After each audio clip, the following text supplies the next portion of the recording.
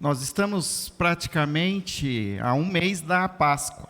Você deve estar acompanhando uma jornada que nós estamos fazendo de 40 dias caminhando pela Bíblia, onde lá no Gênesis começamos a dar um primeiro passo e cada dia nós vamos percorrendo a história bíblica até encontrarmos com o tempo da Páscoa, onde veremos inclusive na última semana, a semana da Paixão de Cristo. Juntamente com a leitura bíblica, acompanharemos o despertar da Páscoa. E para nós a Páscoa ela é uma data das mais importantes. A nossa sociedade, que é influenciada pela uma cosmovisão judaica cristã, gosta muito do Natal. Tem gente que nem conhece Jesus, mas celebra o Natal. Mas nós que conhecemos a Jesus, nós precisamos celebrar a Páscoa. A Páscoa é, na verdade, um momento crucial, onde tudo que poderia estar dando errado, vem Jesus e ressuscita dos mortos. A Páscoa é um sinal da intervenção de Deus diante do caos. Por isso, até a chegada da Páscoa, aos domingos, nós vamos trazer essa série de mensagens que nós intitulamos Esperança em Tempos de Medo. A ressurreição e o significado da Páscoa. Porque nós queremos entender o que significa de fato essa ressurreição. Creio que todos nós aqui já sabemos sobre a ressurreição, mas nós vivemos essa ressurreição. Nós vamos aprender durante essas 4 semanas que é possível viver a ressurreição hoje. Hoje, no nosso primeiro encontro, nós vamos também aqui celebrar a ceia. Ao celebrar a ceia, nós revisitamos textos importantes que falam da crucificação e da ressurreição. Para haver ressurreição, houve primeiro crucificação. E hoje nós vamos estar juntos aqui caminhando, e eu quero te convidar a participar dessa jornada. Eu quero ainda te desafiar a não viajar na Páscoa.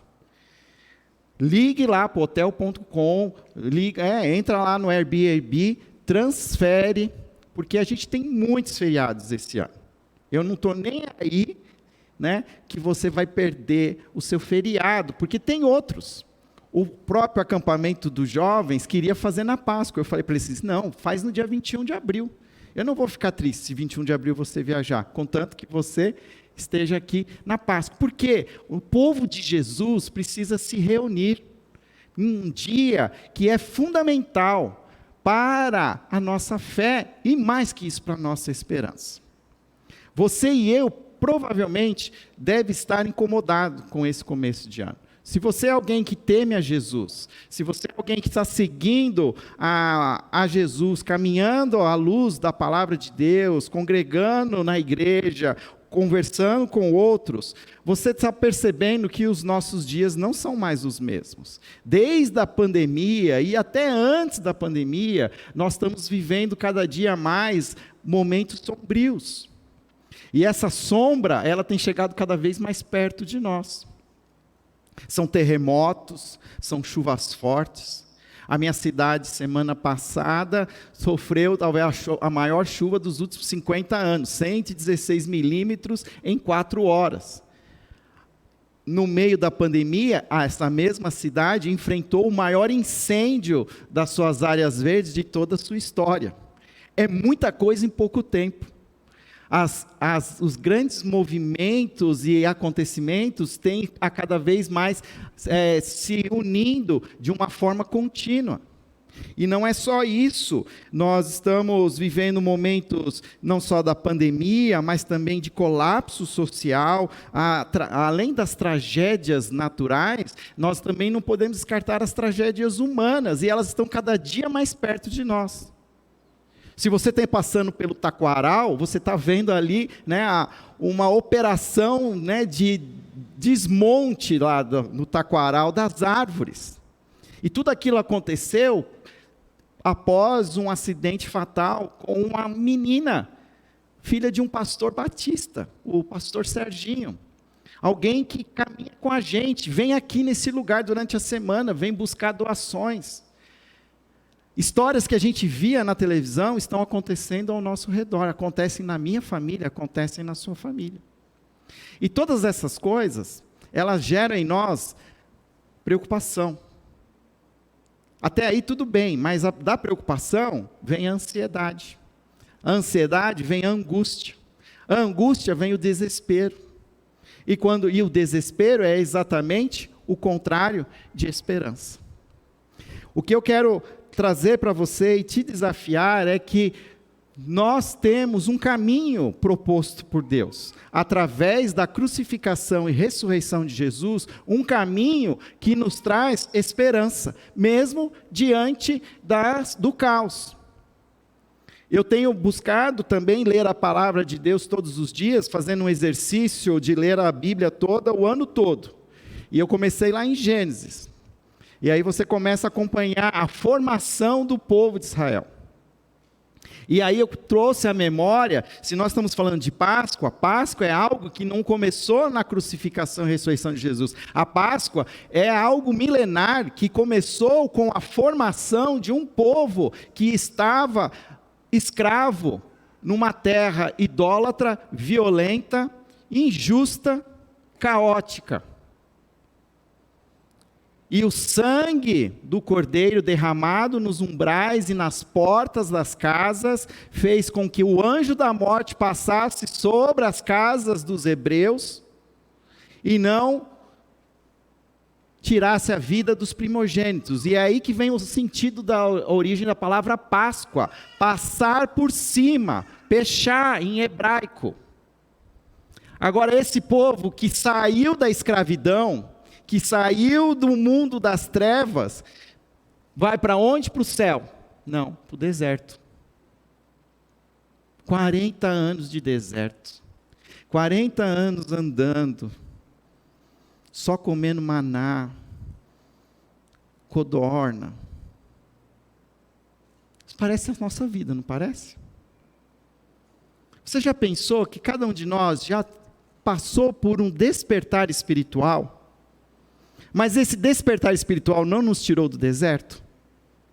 Que a gente continua vivendo uma vida até difícil, e até caindo no mesmo equívoco que alguns hebreus que começaram a ter saudade do Egito. Porque a gente começa a falar assim, eu estou buscando a vontade de Deus, mas parece que quem está no Egito está se dando melhor do que eu vou voltar para o Egito. São realidades espirituais que nós precisamos trazer ao estudo, à reflexão. E que nós precisamos entender que a vida é caótica. Eu gosto dos artistas, gente. Os artistas, eles são os profetas do futuro. Eles conseguem enxergar aquilo que a gente ainda não enxerga.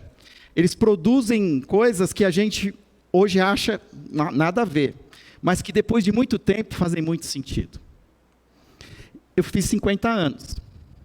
Junto comigo, um dos maiores álbuns do pop mundial fez 50 anos. The Dark Side of the Moon. Já ouviu falar? Pink Floyd. Eu nunca tinha ouvido falar, mas eu vi agora, porque fez 50 anos.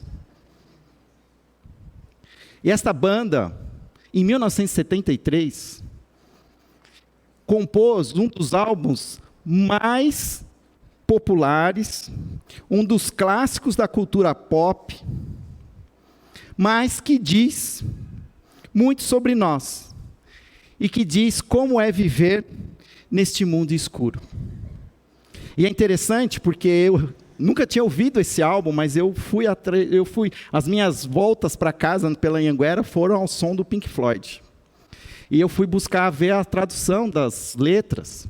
São letras de bastante desesperança, de entender uma realidade que não muda. Há uma faixa chamada Money, em que é como se é um jovem inglês, na década de 70, que não sabe o que vai fazer do futuro. E ele, na sua letra, está dizendo assim, fico na frente da televisão. As telas só mudaram, mas a realidade ainda é a mesma. E olha que interessante, uma das letras, us and them, que é nós e eles, ele chega a dizer num dos versos, você grita e ninguém parece ouvir.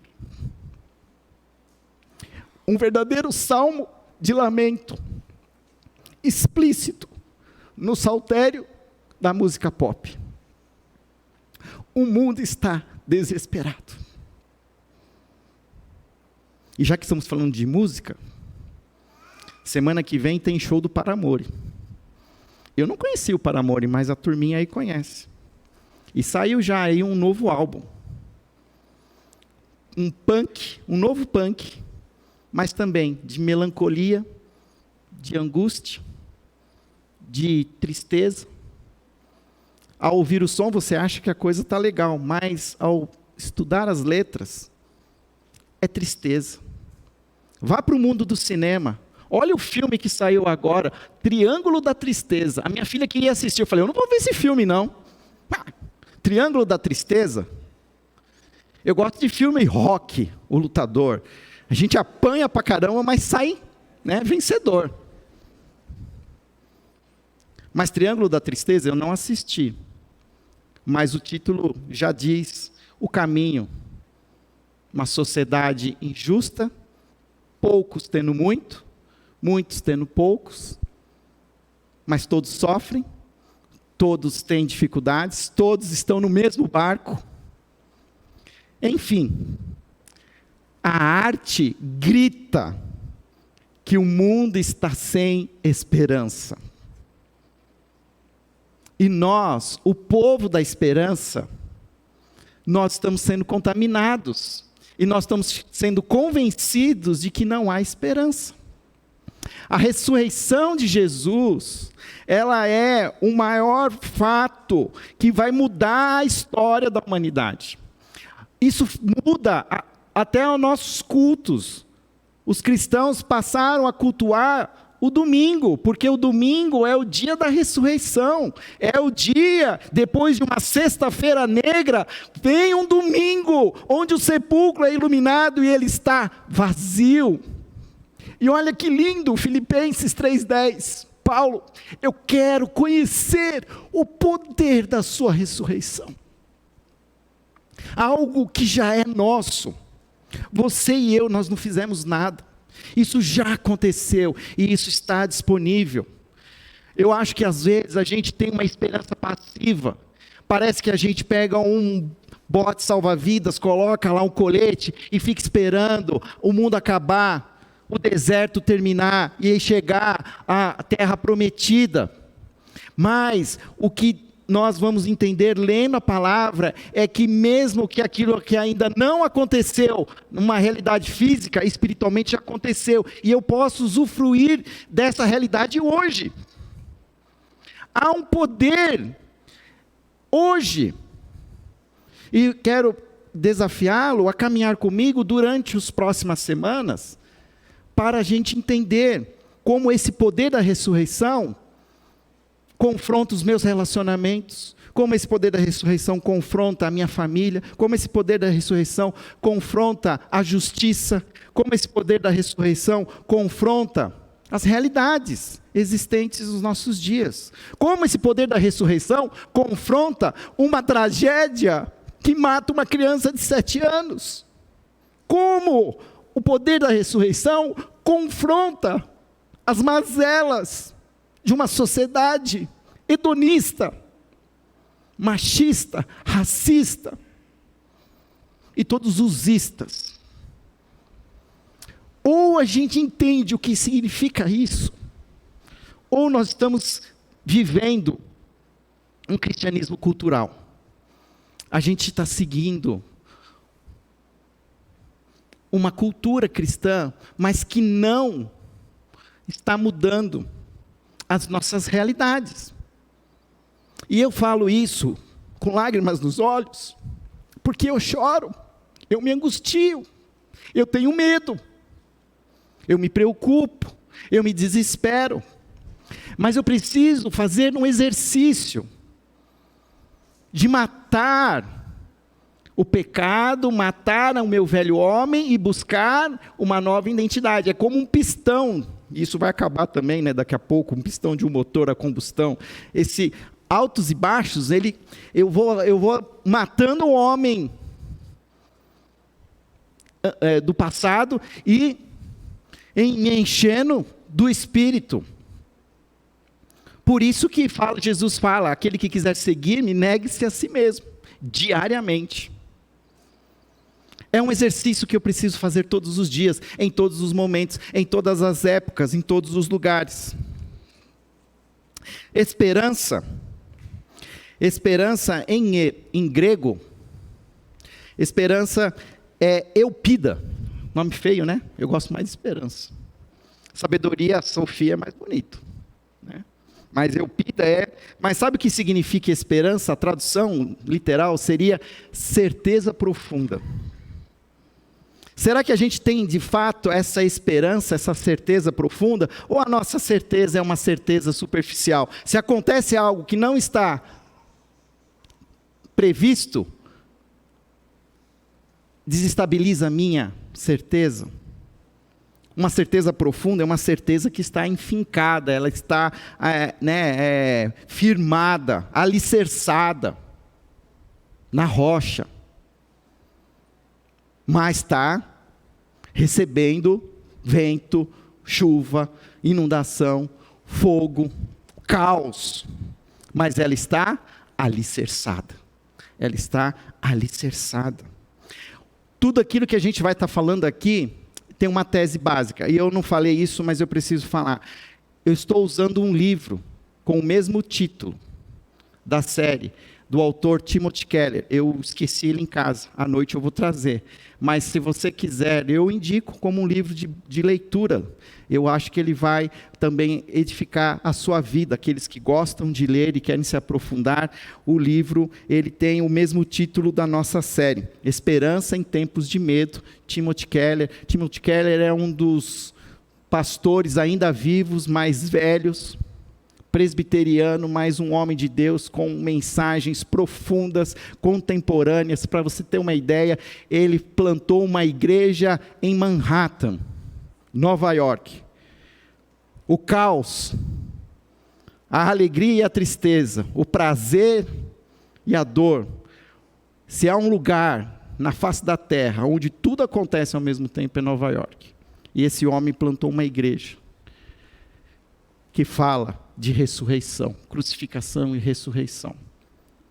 E nós precisamos ouvir que ele pode nos ajudar a caminhar para entender isso. E qual é então a tese básica? A tese básica diz assim, que a ressurreição concede a nós o poder e o padrão para viver a vida agora, conectada à criação futura de Deus. Se Jesus ressuscitou dos mortos, tudo tem que mudar. O modo como eu me relaciono com a minha família, nossas atitudes em relação à riqueza e o poder, a forma como trabalhamos a nossa vocação, a compreensão e a prática da nossa sexualidade, as relações com o outro, raça, justiça, gênero, enfim. As coisas precisam ser diferentes. Só para esse texto que eu só destaquei, nós não vamos abrir nele, mas Efésios, capítulo 1, versículo 18, olha que interessante o que ele fala, o apóstolo Paulo. Oro também para que os olhos do coração de vocês sejam iluminados, a fim de que vocês conheçam a esperança para a qual ele os chamou, as riquezas da gloriosa herança dele dos santos, e a incomparável grandeza do seu poder para conosco. Ele está falando de ressurreição, mas ele faz uma oração, o apóstolo Paulo faz uma oração, e essa é a minha oração, para que os olhos do seu coração enxerguem essa realidade hoje, uma promessa futura, mas que é real hoje. Mas para isso eu preciso abrir os olhos do meu coração. Abra sua Bíblia, então, em 1 Coríntios, capítulo 15. Brevemente, nós vamos ver um relato da ressurreição. para que eu possa viver essa ressurreição, eu preciso entender a ressurreição. O que foi essa ressurreição? Talvez você esteja aqui e você não está entendendo o que eu estou falando. Ok, vamos falar. Como foi a ressurreição? 1 Coríntios, capítulo 15. É um texto magnífico. Paulo, ele traz um relato da ressurreição de Jesus Cristo. 1 Coríntios capítulo 15, verso de 1 a 10. Vou ler e vocês me acompanham. Irmãos, quero lembrar-lhes que o evangelho que lhes preguei, o qual vocês receberam e no qual estão firmes, por meio deste evangelho, vocês são salvos, desde que se apeguem firmemente à palavra que lhes preguei. Caso contrário, vocês têm crido em vão. Pois o que primeiramente lhes transmiti foi o que recebi, que Cristo morreu pelos nossos pecados, segundo as Escrituras, foi sepultado e ressuscitou no terceiro dia, segundo as Escrituras, e apareceu a Pedro, e depois aos 12, depois disso apareceu a mais de 500 irmãos de uma só vez, a maioria dos quais ainda vive, embora alguns já tenham adormecido, depois apareceu a Tiago, e então a todos os apóstolos, depois destes apareceu também a mim, como a um que nasceu fora do tempo. Pois sou o menor dos apóstolos, e nem sequer mereço ser chamado apóstolo, porque persegui a igreja de Deus, mas pela graça de Deus sou o que sou, e sua graça para comigo não foi inútil. Antes trabalhei mais do que todos eles, contudo não eu, mas a graça de Deus comigo. Portanto, quer tenha sido eu, quer tenham sido eles, é isto que pregamos, é isto que vocês creem. E o que nós cremos? Crer. Qual é a nossa fé? A nossa fé, ela tem 3 partes. A primeira parte dessa fé, que nós cremos, é que ela é histórica, ela aconteceu. Nós cremos na ressurreição de Jesus, o Cristo, mas também o Jesus, o Nazareno. Um homem judeu que viveu há 2000 anos atrás, que foi morto numa cruz pela força romana, por desejo dos judeus, e que 3 dias depois ressuscitou, saiu do sepulcro no qual ele foi colocado. Isso é uma história verídica. Você pode não acreditar, mas os relatos confirmam, e é isso que Paulo está dizendo. O que Paulo está escrevendo, e aí muitos dos críticos falam assim, mas isso é uma lenda, isso aí é uma crença que foi construída ao longo dos séculos, ao longo dos anos, das décadas, e que eles foram elaborando, e que na verdade, isso não aconteceu.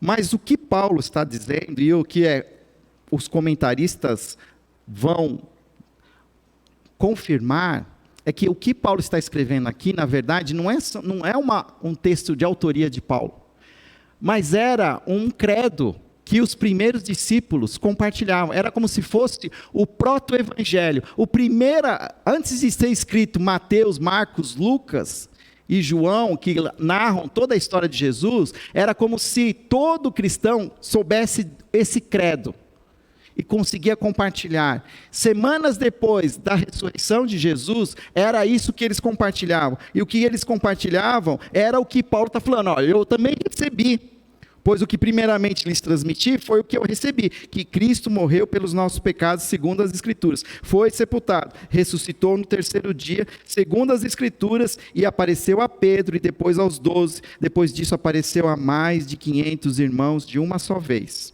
a maioria dos quais vive até hoje, embora alguns já tenham adormecido. E isso vai nos mostrar que essa fé é uma fé histórica.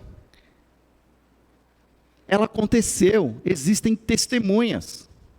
Foi contado de discípulo para discípulo. Mas ela também não é só histórica, ela é uma fé racional. Ela é uma fé que confronta o meu entendimento, confronta a minha lógica. Até que acontecesse a ressurreição de Jesus, nunca tinha acontecido algo semelhante. Nenhuma outra religião defendia, pregava ou evocava uma possível ressurreição. Nem mesmo os judeus acreditavam na ressurreição. Eles acreditavam numa nova vida, uma vida após a morte, onde quem morresse viveria novamente, mas viveria já no paraíso, no seio de Abraão. Não teria essa experiência que Jesus está dizendo, Paulo está falando, de que existia um judeu histórico, que foi crucificado pela força romana, e que 3 dias depois,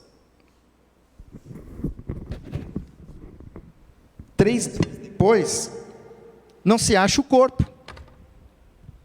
Muito pelo contrário, ele aparece, mas ele aparece até diferente. Centenas de pessoas testemunham. Não é a história de um, mas diz que num mesmo dia, centenas de pessoas viram. E o que eles veem é uma realidade difícil de entender. É um corpo diferente. É um corpo luminoso. É um corpo que muitas vezes assustou. Os discípulos estavam trancados, com medo, e Jesus aparece sem abrir as portas ou passar pela janela. Ele simplesmente atravessa o mundo físico, mas ao mesmo tempo é um corpo físico, porque diz que ele é tocado, ele tem as chagas, as feridas, mas é um corpo novo, é um corpo glorificado. Acho que uma maneira assim, pequena da gente começar a entender, sabe quando a gente conhece alguém pequeno, uma criança, e aí a gente fica uns 30 anos sem ver, aí vem, a criança não é mais uma criança, é um homem, ou uma mulher de 35, 40 anos, aí você olha e fala assim, nossa, mas você parece alguém que eu conheço, mas você não tinha esse cabelo, você não tinha essa barba, mas esses olhos, por quê? Você está vendo a mesma pessoa, mas ela foi, ela cresceu. É mais ou menos uma maneira da gente entender essa realidade, mas então é uma realidade que confronta, porque nunca aconteceu antes. E a Bíblia diz que esse é o nosso futuro, que nós seremos transformados, glorificados. Esse negócio de você pensar, que nem nos desenhos da Hanna-Barbera, do Pica-Pau, que você fica, um anjozinho com asinha, tocando arpinha, no meio das nuvenzinhas, assim, Isso não existe. A nossa fé crê num mundo pós-vida sobrenatural, mas físico. Tanto é que a promessa de Deus diz que descerá dos céus, nova terra. E nós habitaremos numa cidade, a Nova Jerusalém, com ruas de ouro, com um rio que brota do pé da árvore da vida. Não é fantasma,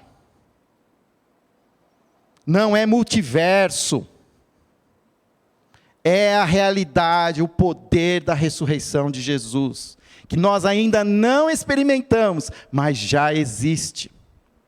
E pode ser experimentada nas suas pequenas porções hoje. E como? Através, inclusive, dessa fé generosa. Entender essa fé generosa que é promovida pela ressurreição de Cristo. Como eu defendo isso? Quando Paulo aqui diz no versículo 9, pois sou o menor dos apóstolos, nem sequer mereço ser chamado apóstolo, porque persegui a igreja de Deus, mas pela graça de Deus sou o que sou, e a sua graça para comigo não foi inútil, antes trabalhei mais que todos eles, contudo, não eu, mas a graça de Deus comigo. Percebe a palavra graça o tempo todo? Quem era Paulo? Paulo era um perseguidor dos cristãos, Paulo era aquele que matava os discípulos de Jesus, ele não viu Cristo ressurreto, mas teve um dia que esse Cristo se revelou a ele. E aquilo gerou uma transformação, uma metanoia na sua cabeça. Um despertar espiritual. E ele entendeu que a justiça dele era insuficiente, porque o que ele fazia com zelo, ele fazia por obediência à palavra. Ele perseguia os cristãos para preservar a doutrina judaica. Ele fazia isso com intenções religiosas sinceras. E ele era bom nisso. O texto diz que ele foi ensinado por Gamaliel, que era um dos grandes mestres daquela época. Ele era um fariseu. O fariseu era alguém que já, assim, adolescente, já sabia de cor os 5 primeiros livros da Bíblia. Se tinha um cara que merecia a vida eterna, era Paulo. Porque ele fez tudo direitinho. Ele nunca pisou fora do quadrado. Mas ele teve um despertar espiritual. Ele percebeu que a fé, além de histórica e racional, confronta o nosso intelecto, ela é generosa. Porque não é o que eu faço, mas é o que ele fez. Não é o que eu tento fazer, mas é o que Deus já fez em Jesus. É graça, graça e graça. E olha que bonito, é porque Paulo, ele também não se faz uma autocomiseração. Ele fala assim, eu sou o menor dos apóstolos. É verdade, eu vim depois. Mas por causa da graça, esse poder da ressurreição, transformou a minha vida. E hoje eu posso dizer que eu sou um apóstolo. E mais, a grande maioria, 80% do que nós temos no Novo Testamento foi escrito por Paulo. Mas isso não é por obras, é graça. É graça. Ser um discípulo de Jesus não significa que você não vai ser nada. Você vai ser tudo aquilo que Deus quer que você seja, mas não na sua força, no poder da ressurreição de Cristo Jesus. Eu creio que a gente ainda não entendeu isso, a gente ainda está na nossa força, a gente sabe o que é ressurreição, mas na nossa mão ainda está a força, nos nossos pés ainda é força, no nosso falar ainda é força, não é poder da ressurreição, não é espiritual, porque nós ainda não chegamos lá. Por isso, hoje, eu vou parar porque acabou o tempo, nós precisamos ceiar, mas nas próximas semanas, nós vamos tentar entender esse poder da ressurreição, como ela se aplica ao dia a dia, ao chão de fábrica, ao caos, às tragédias, às alegrias, às derrotas, para que isso nos traga esperança, queridos, eu não creio que os dias vão ser melhores, que tudo vai melhorar, mas a gente pode se tornar pessoas melhores, mais cheios de esperança, mais preparados, capacitados, habilitados, instrumentalizados. Quando Martinho Lutero promoveu toda aquela bagunça, vamos dizer assim, santa, reforma protestante, aconteceu também uma peste bubônica. E 2 eram as opções: ou você fugia, ou você ficava para morrer. O fugir não estava errado. O Antigo Testamento, e eu li isso também, diz que aqueles que apareciam com alguma infecção ou algum tipo de situação, precisavam ficar isolados. Olha aí, quanta gente brigou com o isolamento, mas o isolamento era bíblico. Quem está contaminado tem que ficar em casa. E o que aconteceu? Martinho Lutero podia fugir, podia ir embora, mas ele ficou. Ele ficou para ajudar os doentes, os que estavam infectados. Porque ele achava que ele não ia ficar doente? Não, porque ele não tinha medo de morrer. Ele não tinha medo de morrer, porque ele já tinha entendido o poder da ressurreição. Queridos, nós somos o povo que não pode ter medo de morrer. Nós não podemos ter medo de enfrentar o vale da sombra da morte. E os diagnósticos, eles virão. Ainda haverá pessoas com câncer dentro do nosso meio. Ainda haverá tragédias, pessoas que serão tiradas de uma maneira abrupta, deixando um rasgo no nosso coração. porque a gente ainda continua nesse chão contaminado pelo pecado. Mas o nosso coração e a nossa mente precisa estar conectado com o alto. Se você crê nisso, eu te convido a celebrar a ceia do Senhor. A ceia do Senhor celebra que a ressurreição ela só aconteceu porque houve crucificação. Esse chão manchado pelo pecado, também sobre ele caiu o sangue de Jesus. Esse sangue de um Deus santo foi derramado por mim e por você, para que nós vivêssemos a vida plena, para que nós tivéssemos esperança. Nesse mundo tereis aflições, mas tende bom ânimo, eu venci o mundo. Venceu Jesus no poder da sua ressurreição. Talvez você possa estar pensando, ou já pensou, que você é uma pessoa tão pecadora, talvez o pior dos pecadores, que o que você fez não tem perdão, e que falta pouco para você tirar a sua vida.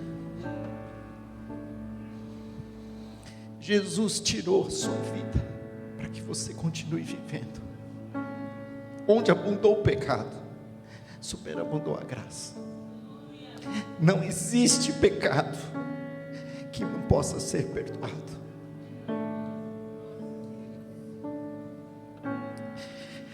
Você pensa assim? Se você pensa assim, você talvez ainda não compreendeu o Evangelho completamente. Mas quando você crer que em Jesus Cristo o Pai te ama e te aceita totalmente, admite então que o seu pecado é a sua fraqueza, sabendo ao mesmo tempo que Ele te perdoa e te usará apesar disso. É por isso que Paulo fala que ele tem essa incrível autoimagem. Isso é fantástico, não há nada parecido. A ressurreição aconteceu? Sim, mas você só irá aceitá-la se você permitir que ela confronte não apenas a sua razão e a sua cabeça, mas também a sua autoimagem e os seus compromissos do seu coração. Jesus, naquela noite, antes de ser traído, ele tomou do pão,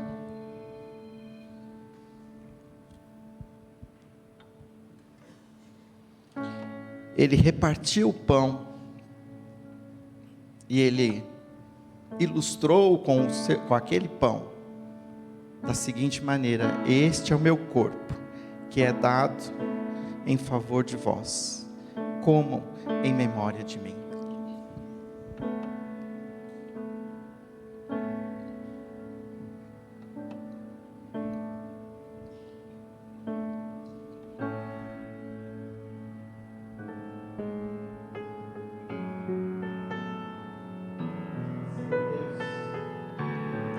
Obrigado pela tua graça, obrigado pelo teu filho Jesus, que pagou o preço pelo meu pecado naquela cruz.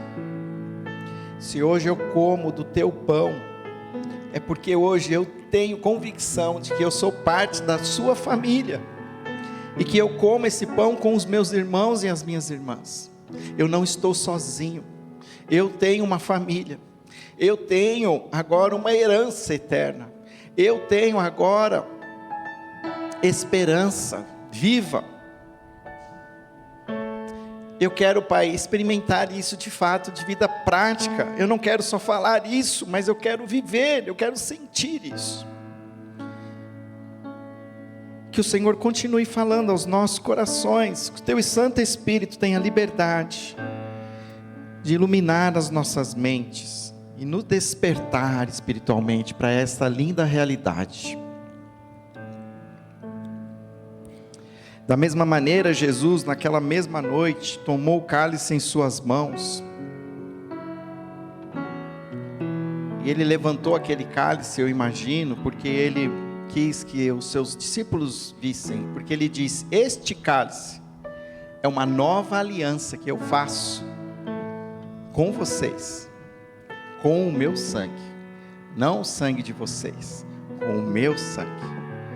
Nenhum sacrifício mais será exigido, porque eu serei o sacrifício.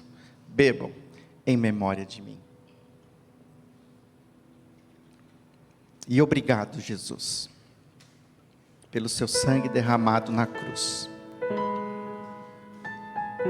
Ajuda-nos, Senhor, a vivermos como pequenos cristos, assim como nós, ó Pai, nos sentimos à vontade para beber do seu sangue, que possamos também, literalmente, derramar os nossos sangues, para a honra e glória do seu nome.